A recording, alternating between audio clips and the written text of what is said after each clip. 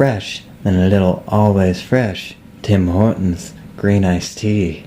Yeah. Hi, my name is Curtis Marlowe and welcome to the Make a Mistake Show. This week I kind of made a mistake and I forgot my video camera at my drummer's house while simultaneously forgetting the memory card for said camera in my laptop at home. And that sucked because we had a really good night and I didn't get to record anything. Hopefully this Sunday it'll be a different story.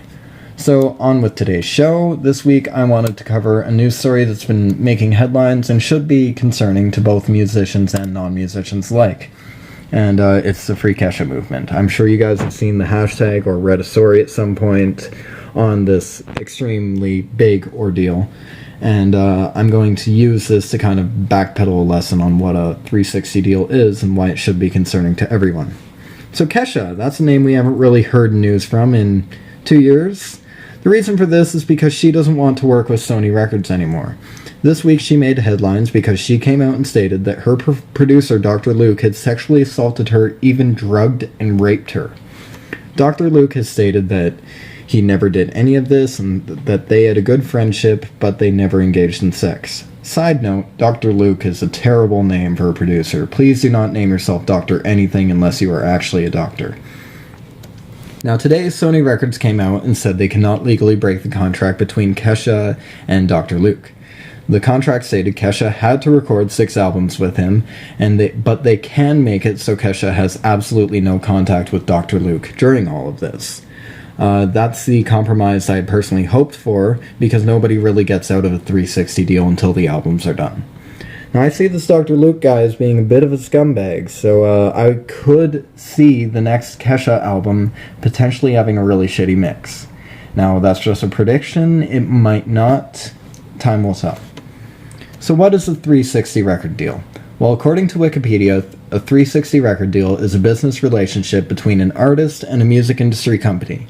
The company agrees to provide financial and other support for the artist, including direct advances, as well as support in marketing, promotion, touring, and other areas. In turn, the artist agrees to give the company a percentage of an increased number of their revenue streams, often including sales of recorded music, live performances, publishing, and more, such as merchandise, signings, anything that people would pay to go to. A percentage of that is going to the record company. Many record labels tend to go the extra mile, especially in pop music, and they go and they write the music and they create an image for the artist, turning them into what I'd just call a musician. Let's face it, if you're not writing your own content, you're not an artist anymore, you're just a musician. If you find yourself about to sign a contract, please, I urge you to read it very carefully and don't hesitate to take it to a lawyer, because lawyers can try and find loopholes.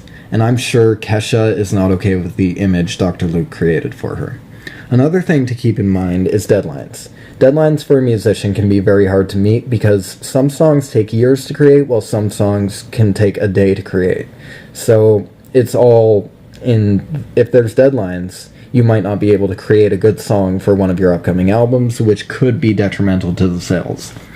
So that's something to just keep in mind if you are about to sign a record deal. So the big differences between a 360 deal and just a normal record deal is that the musician is not making nearly as much money as they normally would be, because a huge chunk of that is going to the record label. But in turn, the record label is essentially paying to make the musician famous. They send them on tour, they provide them with merch to sell, and they ultimately let them record for free. This is why so many pop artists are referred to as sellouts, because that's essentially what they've done. They've taken a sum of money that is unreasonable for the art form in turn for fame.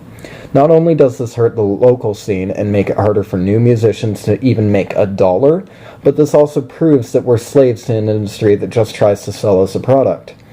There are so many good musicians that nobody has heard of, and there are so many bad musicians that everyone has heard of. As Dave Grohl once said, "As a decent human being, I believe that it is not right that a song about your butt is topping the charts worldwide." So what can we do to stop 360 deals?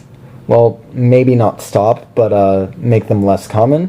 Well, buying music is clearly out of the question. Almost everybody downloads music legally nowadays. Streaming services simply refuse to pay musicians properly because I don't think they're making enough money to be able to do that.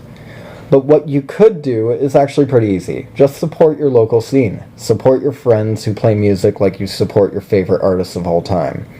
Go down to the local bar and see that metal band screaming away and have a 3-person mosh pit.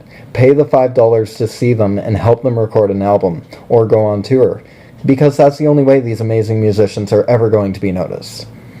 So that's really all I have today. I hope that was helpful in some way. On Monday I'm going to a songwriters workshop in Aurelia hosted by Jesse F. Keeler. You might know him as the bassist from Death from Above 1979. Jesse and Justin Chancellor from Tool are probably my biggest influences as a bass player, so this is a really big deal for me and I'm really excited. So the upload will be a little bit later as this is going on in the evening, but it will be a compilation of all the footage I plan on taking at this event, if I can even do that. Also, I posted a short video of me jamming last night. I'll post these kinds of videos every now and then on this channel because it is called Make a Mistake, and that's what I plan on doing a lot. Anyways, have a good day, guys.